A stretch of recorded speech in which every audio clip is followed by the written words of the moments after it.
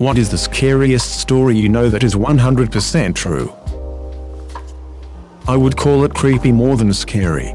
But my best friend had a small house and lived alone. She noticed weird things: a batch of soup depleting faster than usual, missing eggs, damp towels in the hamper when she had not used any, extra dishes in the dishwasher, etc.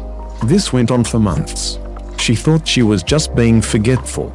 One day she heard some thumping around in her attic and went to investigate. She found some makeshift living quarters, small radio, hot plate, sleeping bag, pillow, food wrappers, etc. She called the cops, who came to keep an eye on the place. They ended up catching a homeless man climbing a tree, trying to sneak into her attic window. He had been doing this almost daily.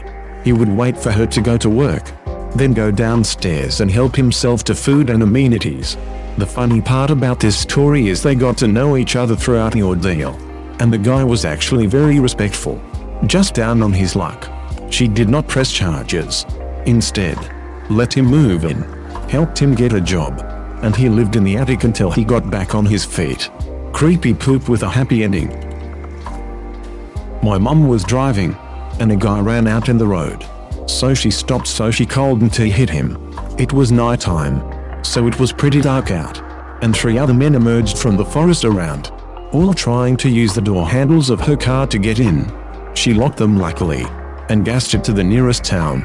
Remember to always lock your car after you start it, because if it wasn't unlocked, who knows what would have happened to her. Probably one of the many reasons newer cars auto-lock their doors once you go over 15 miles per hour. Nisha, train disaster is something that reminds me how death can come at any moment. A train with 51 wagons of sulfur, fertilizer, petrol and cotton wool somehow broke loose and rolled down the track about 20 kilometers until it derailed in the town of Qaim, Iran. There were no humans on board. Chemical leaks ensued and authorities tried to extinguish whatever fires broke out. At one point, the whole thing explodes. And it really explodes. The whole town of Qaim is literally demolished. 3 nearby towns are badly damaged and it was heard 70 kilometers away.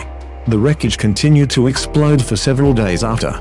Around 300 people died and more than that injured. An earthquake of 3.6 on Richter scale was produced. Cincinnati Privy disaster.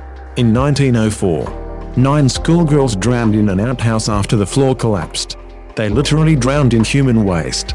This is the second post in this thread that features Cincinnati. For such an inconspicuous little Midwestern city, it does have a colorful history. It is also the second post in this thread to involve drowning in poop. My friend S-Boss bought an Audi A4 convertible back when they were new and interesting. One of the talking points was the pop-up roll hoops that were hidden unless you roll it. A few months after buying it, he got to test those roll hoops out, as he'd lost control and skidded down a steep bank about 10 meters 35 feet deep. The roll hoops did their job, and he survived with just cuts and scratches from the bushes he had plowed through. The car ended up the right way up and he got out, walked back up the bank to the side of the road, then got on the phone to the police to report the accident. While he was standing there, a driver from a car that had seen the accident came over to speak to him. Approaching from behind, the other driver asked if he was okay. My friend S-Boss turned around to reply and dropped dead. His neck had been fractured, but was in one piece right up until he turned his head, when it severed his spinal cord. Various torture murders are probably the most horrific things I have read about. Junko Furuta, who was a perfectly normal girl until she was kidnapped off the street by a gang for no reason, purely wrong place, wrong time. According to Japanese sources, and unimaginably raped and tortured to death over 44 days. Kiki Camarena, a D agent in Mexico who was kidnapped by the Guadalajara cartel and tortured to death over about 3 days. His story is the central focus of the show Narcos Mexico. But from what I have read, his death was even more brutal than what they make it out to be. A detail consistent in both is that they brought in a doctor to revive him numerous times when he got too close to death, and keep him conscious so he could not pass out from the pain. Kellyanne Bates, who was groomed from a young age by a scumbag who eventually killed her slowly over the course of about a month in their apartment. Her injuries were so horrific the jury at the Guy's trial had to get counseling. For example, her eyes were missing and there was stab wounds in the sockets. Sylvia Likens, whose parents left her in the care of a woman who both personally and with the help of her children and their friends degraded, tortured, and killed over several months.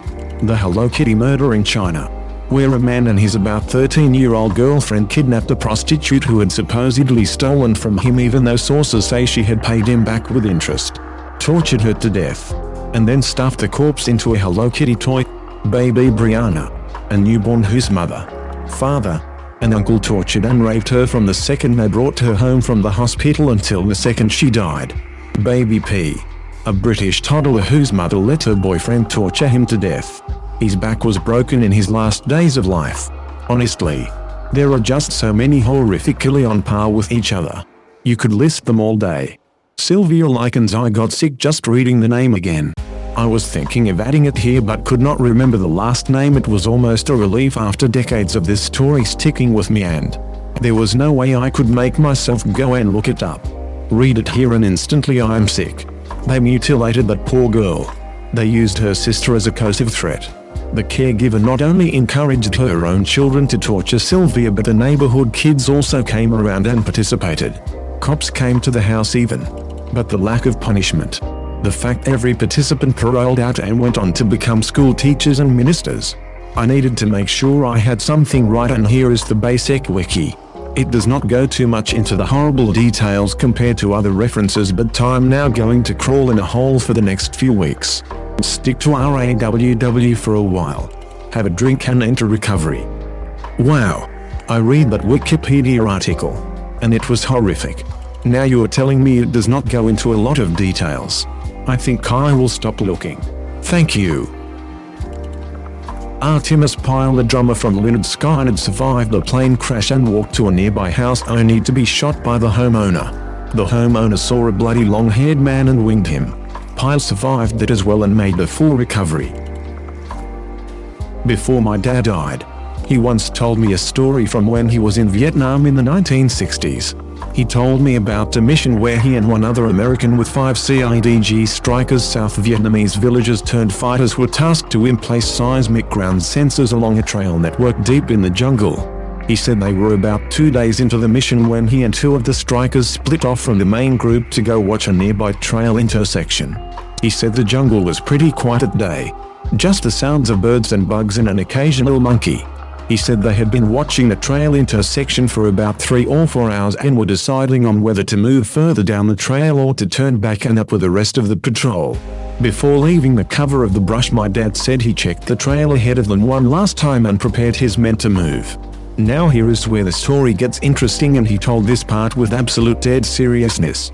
He said just as he started to step out onto the trail, he sees a light-skinned black Union cavalry soldier in full battle gear laying alongside the trail just shy of the intersection. My dad said the Union soldier had 2 pistols, a Spencer rifle and a short curved club at his hip. As my dad was trying to process what he was seeing, the soldier looked directly at him and smiled. Then the soldier slowly placed a finger up to his lips as if to tell him to be silent, and then motioned my dad back off the trail. My dad said he signaled for his men to remain hidden, and he recalled that as he slipped back into the jungle on one side of the trail, the Union soldier did the same on his side of the trail. Less than 10 seconds later, he said the lead element of a group of NVA North Vietnamese Army soldiers walked right through the trail intersection some 30 feet away.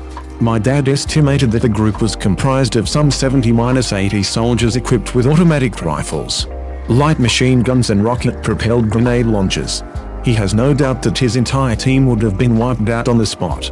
He said as soon as the enemy soldiers had passed, he and his team beat feet out of there as fast and as quietly as they could and rejoined with the rest of the patrol. He reported the enemy soldiers his team had encountered, but decided not to say anything about the soldier he had seen. My dad kept this secret for many years, only telling me just before he passed and earlier only telling his grandmother on her deathbed in the 1970s. He said when he told his grandmother, she smiled and without opening her eyes told him, "You saw old Red Tom." Red Tom was my great-great-grandfather.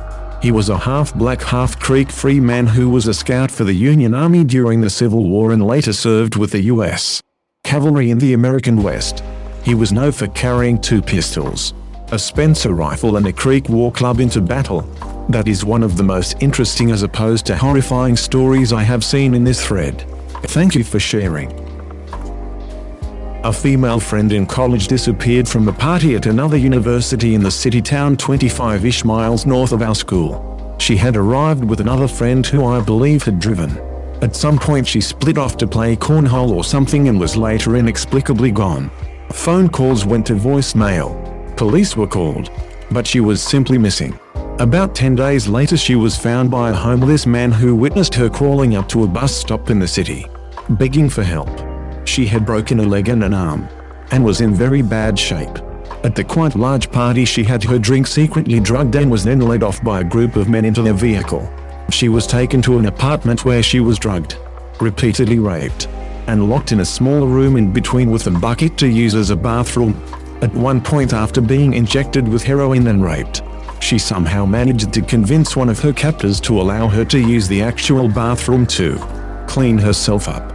This bathroom had a small window to the outside, and with the shower running, she managed to squeeze out and fell from the third story into a large hedge bush.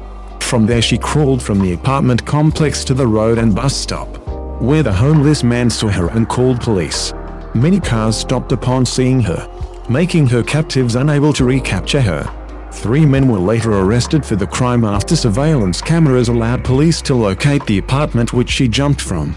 She returned to our university almost 2 years later, graduated, and became a nurse. She was obviously traumatized, never partied again, carried a gun everywhere she could, and somehow moved on with life. It was a terrifying tale none of us ever forgot. She was an 18-year-old freshman when the incident happened.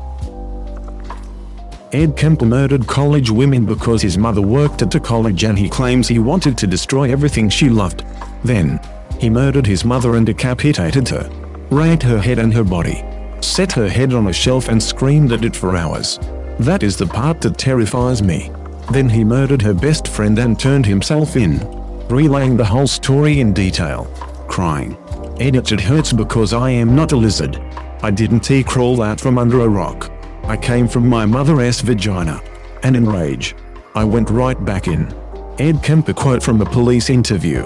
"Freaks me the heck out. He would bury the heads of the women he killed in his mother's backyard. He lived with her. He angled the head to where they were pointed upward facing his mother's bedroom window. He would later say he did this purposely because his mother always wanted to be looked up to." Check out Mindhunter on Netflix for a super creepy portrayal of Ed Kemper. That actor gives me chills and an impending sense of dread when he is on the screen.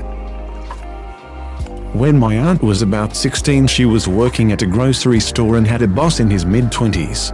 One day he called the house and was begging her to sneak out and hang out with him. She was considering it because it was her boss and she didn't want to say no. My mom, who is 2 years younger than her, always gets these incredibly spot-on gut feelings. She had one that night and begged my aunt not to go out with him. Thankfully she listened to my mom and told him no, which made him really angry. He ended up going out that night and meeting another girl. He took her out to some cliffs and raped her and pushed her off. Somehow she lived through this and was able to get him sent to prison. I feel so sorry for that girl and so thankful for my mom and her gut feelings. Always trust your gut.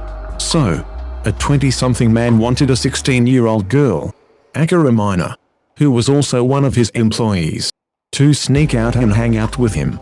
I'd say no gut feelings are required for that one. Dude is a creeper. Good job that your mom warned her sister. Smart girl. Not as scary as some of the stories here, but I was pretty horrified when my dad told me the story. There are some really big houses in the woods in my hometown. One of the owners went out drinking with his buddies and realized he forgot the key to the gate when he got home. So he decided to just climb the gate. While climbing in his drunken state, he slips and his leg gets pierced by one of the spikes on the gate. He was hanging there but too afraid to call for his wife, since he was sure she would just open the automatic gate from inside the house, and since it was one of those gates that slides to the sides, it would just rip his leg off if she did. He was hanging there the entire night until his wife woke up, saw him and called the fire department.